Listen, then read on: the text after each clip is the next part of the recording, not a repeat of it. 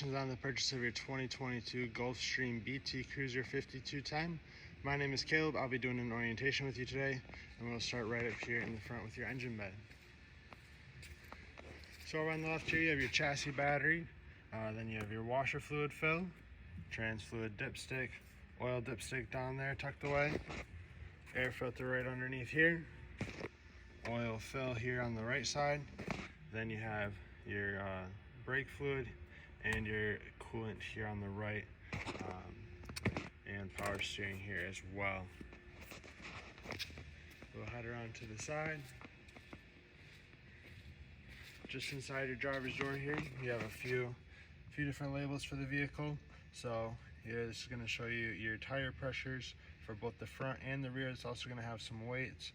Your VIN will be up here, and it'll probably be on both of these stickers as well. Keep working our way around the side. Have your generator here. It's an LP generator, or well, it's a gas generator that will draw from your tanks. So this cover comes off. Just flip the two tabs like you just saw me do. You have your exhaust right here to the left. Oil dipstick and fill right here, and then your start and stop switch. It's also prime it. So if you hold down stop prime until that red light turns on, then you can hold on start until this starts. So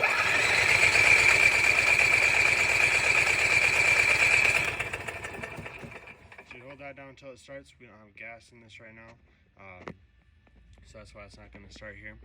But you hold that down to start it. There's also going to be a switch inside, so you don't have to come outside to turn this on or off.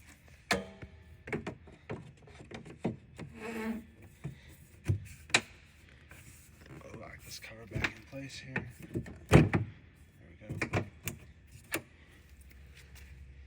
Just to the right of that, you have a spot to hook up a portable solar panel. So this would hook up right there. It's the ZAMP brand. Now trickle charge your battery, which is located right in the compartment here. This is going to be your house battery, so this will power up everything inside, separate from the chassis battery. And right here you have your freshwater tank fill. So if you're rustic camping or if you're going on a road trip, you'll fill your fresh tank through here, and then you'll turn your water pump on inside to be able to use your water. There's a level or a monitor panel inside, so you can check the level of your tanks so you don't overfill it, and so you know when you have to fill it. That'll be right inside your entry door. Right here you have your power hookup. This is a 30 amp coach, so 30 amp power cord, just twist lock there. We do recommend that you use a 30 amp surge guard in line with this, just to help protect from any possible power surges. Right up here you have a black tank flush, which will be used when you drain your holding tanks.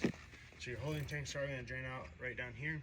You have two handles, gray tank handle in the back there, and your black tank handle on the right there. The black tank will be for your toilet. Gray tank is going to be dirty sink and shower water. So when you're ready to drain your tanks, you'll hook your sewer hose up here first, then you'll pull your black handle, let that drain out. Once that's empty, pull your gray handle. That dirty sink and shower water will help to rinse the black toilet water out of your hose and out of the end of the drain tube here. Once your gray tank is empty, close it. We leave your black tank open. That's when you come up here and use your black tank flush, hook a hose up to it, and you can run water through it for 5 or 10 minutes. It's probably all you need. And that'll help to flush out and rinse out your black tank. It'll clear off your sensors, and it'll also help eliminate some of the odor. And then once you're done here, turn off your water, close your black tank slide valve, put your sewer cap on, and you're all set there. You have your fuel fill right here. So unleaded fuel, it's labeled on there for you if you ever were to forget. And you have your city water connection right here. So if you're full hookup camping, hook your sewer hose, or not your sewer hose, hook your water hose up there and turn it on, and that'll create your water pressure for you. Right down below that, you have access to 2 low point drains in there. They're a little tough to see. It's a little dim. Let's see if I can get a light on it. So right there, you can see one line's red, one line's blue. It's got a valve on it. You'll use these for winterizing. Open those up to drain out your lines and then blow compressed air through the system. And then you'll close those and you can run antifreeze through everything. And to the right of that, you have your storage for your sewer hose. It's labeled right on there. Just twist lock And right above that is your outdoor shower. The hose for this right now is in your storage compartment on the door side. So the hose just locks in here. Then you have hot and cold water out here. This is going to be your input for cable as satellite. So if you're staying somewhere with cable hookup, or if you have a portable satellite dish, hook that up right here. And then you'll get cable and satellite inside. And you can see your compartment door here is held up by magnets. It's going to be the case for all of them. So you can just stick it up there and it'll hold that in place. We'll work our way around to the back here. Spot for a spare tire, exhaust, hitch with the 7-way plug. So you can tow stuff behind here. And your ladder so you can get up on your roof and do your maintenance. You see just to the left there is your backup camera built into your LED light there as well. Come around to the door side here in the back, you have your water heater. Open this up here, it's gas and electric. Just move the cover out of the way. It's a steel tank, so you have an anode rod in here. Over time this anode rod will corrode. This corrodes so that your tank doesn't corrode. You slide it in here, tighten it down. This is going to be your drain plug down here as well. So tighten it down there, and then in the corner you have a switch for the electric portion, and inside there's going to be a switch for the gas portion. Just make sure you have the correct power source for those. It is all electronic ignite, so you just have to flip the switch. No pilot lights or anything have to be lit out here. When you're all done using this, either at the end of the season or after a trip, I recommend that you take your anode rod out here so that water can drain out. You don't have stagnant water sitting in there, and sometimes this anode rod can create a little smell that's not always pleasing. Right below that you have your propane tank. There's a gauge right here that'll show you how full it is. It's empty right now. Once that gets filled, that'll read full. This is your valve to open and close it. This yellow, behind this yellow cover is where you'll fill it, and this is just a bleeder screw over here in the top right.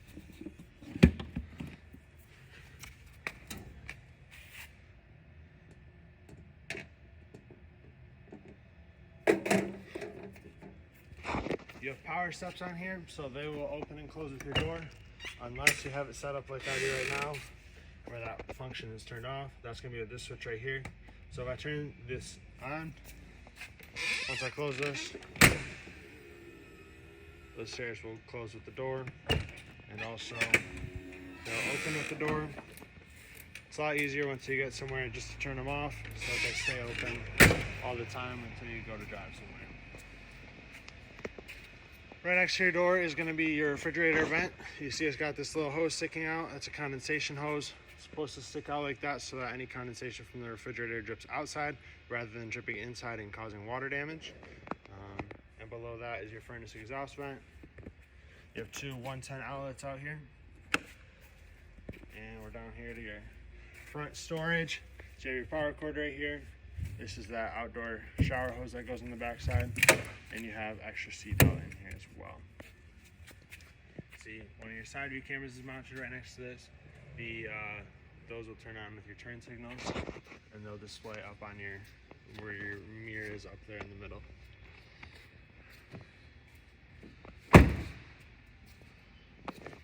So that is going to be everything for the outside of your coach. We'll head inside next. Alright, welcome to the inside of your coach. We'll start right here down by the steps. You have a couple light switches. Oh, one light switch. This one is going to do the entry light right up above us right here.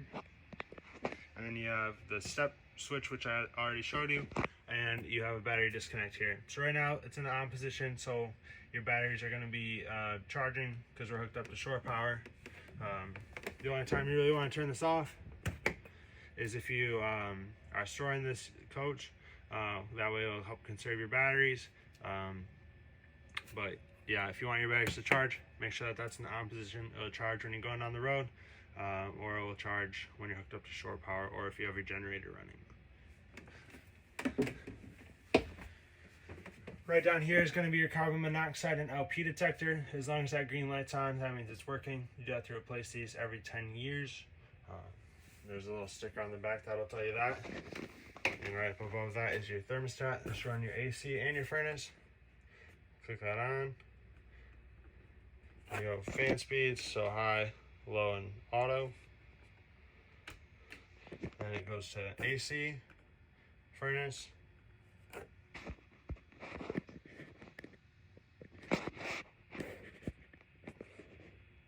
go AC, furnace, and then off. And then you use the arrows on the right side to adjust your temperature there. Take a step into the bathroom. So you have the GSCI resettable outlet here in the back. So if any of your outlets were to not be working, make sure that that's not tripped. And then if that's not tripped, then check your breaker box, which I'll show you here in a little bit. You have your light switch. Right inside the door, there's also a switch for tank heaters. So that's a heating pad that goes on your holding tanks. Helps to keep them from freezing if you're a little bit colder area. And your toilet down here has a foot pedal flush. So you step on that to flush it.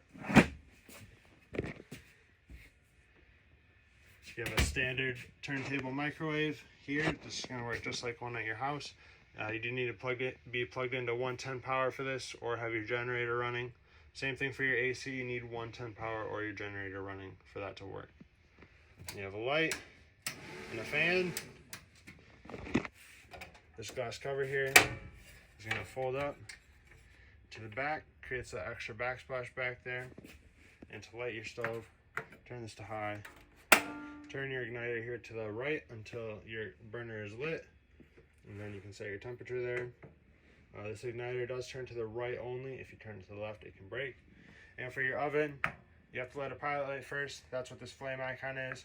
So push and hold this in while you turn your igniter. Once the pilot light is lit, you can set your temperature. And then you have a light switch here for these blue night lights. Just want to be sure that you close this cover for travel. It's got little rubber tabs on both sides that'll help secure it in place so that it doesn't bounce up and down and possibly break. Then you have your sink here, hot and cold water obviously. Right down below that, breaker box. So all your breakers and fuses are in here. Breakers on the left, everything's labeled. Fuses on the right. And if a fuse were to go out, there will be an LED that lights up to the one that's bad, so you can easily identify which one it is, and you don't have to pull each fuse to find the bad one. Just on the other side of us here is going to be the refrigerator. We open it up, all your controls are up here at the top. There's instructions just inside the door here. I'll go through it a second with you. So you have on off, pretty straightforward. It's going to beep at you to turn on. Right now it's on auto, it's lit up there. So it'll automatically switch between gas and electric. It's always going to look for the electric source first on auto. So if you're not plugged in, it'll then switch over to gas. If you are plugged in, it'll sense that and it'll turn on through your electric power. If you don't have electric power, you only have gas, you can switch it over to gas only. Our propane is empty right now and not turned on. So in a second, this check light will come on. That means that the refrigerator was unable to light on gas. So if that were the case and you had propane, just turn this on and off again. Make sure your propane's not empty. Make sure it's turned on. And then it'll try and relight again. But really, you can just keep this on auto pretty much all the time, because it will switch between power sources. And right down below that is going to be the vent for your furnace inside. So that's where your furnace is located underneath your refrigerator. You have your two jackknife couches in here. Sorry, it's a bit of a mess. But these will pick up and lay down flat. And you'll do that with both sides, and you can have a nice big bed in here. Otherwise, you can do it with just one side and sleep probably one person pretty comfortably there. So you got your table here as well. That's going to go into these posts in the middle. Table legs are in the storage compartment right now. Then you have your entertainment center up here, so TV. It's going to be pretty straightforward. It'll work just like a TV at your house. There's going to be a remote for it. Then you have the storage on both sides of it. And we can step down into the driver's area here. A lot of these controls are going to be pretty straightforward. It's going to be very similar to a car. So you have all your AC and your heat controls here. Fire down a second for you too. Radio, gonna be straightforward there. Hazards, charging station for USB or lightning cable, traction control, cigarette, 12-volt lighter, and another USB hookup here. Your lights on the side here. Then you have on your steering wheel cruise control right down here. You can click through your menu on the dash. So some of the vehicles on there. So you can click through your different settings. Trip 1 and 2, fuel economy, driver assist, settings, and then back to the top for trip 1. And you have some radio controls here and voice controls for the sync system for Ford. Any chassis issues, chassis warranty stuff you have will go through Ford for their warranty. Any of the house issues or living area issues will go through Gulfstream. You have a brake control down here as well, so if you were to be towing anything with brakes, you have that brake control already there. And your backup camera was right up here. One more thing I need to show you in here, that's going to be your control panel. It's also right inside the door. So up at the top here is where you'll start and stop your generator from inside. So same thing, start it up right away because it's prime now. You can stop it as well. Same thing in here though, hold down stop prime, this light will come on and you can start it up. You have your holding tank monitors panel here. So gray tank, black tank, fresh tank, and your batteries. So gray, black, fresh, already empty because there's no water in the system right now. The battery's full because they're fully charged. Awning light on and off here, ceiling lights. Then you have your water heater on gas. So this switch for gas, the switch on the water heater itself is for the electric portion. And you have water pump on off. So if you have your fresh water tank filled, you'll use that. Then it shows 2 slide out controls here. There's not actual switches here because there's no slides on this unit. And your awning controls are to the left. So awning in and out, hold on awning out. That's gonna extend your awning. So you can see how it's coming out. Your awning is not gonna stop automatically.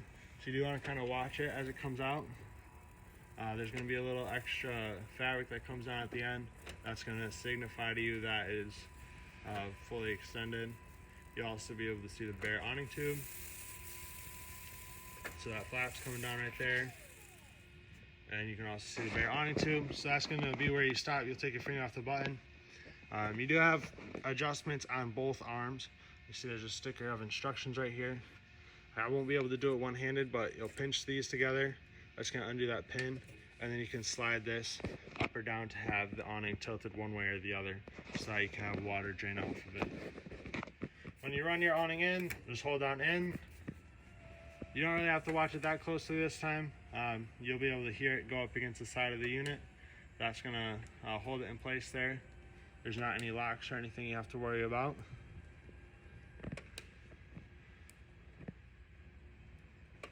And when you do run it in, if you had your arms adjusted, make sure that they're both on the same level when you run this in so that it comes in evenly.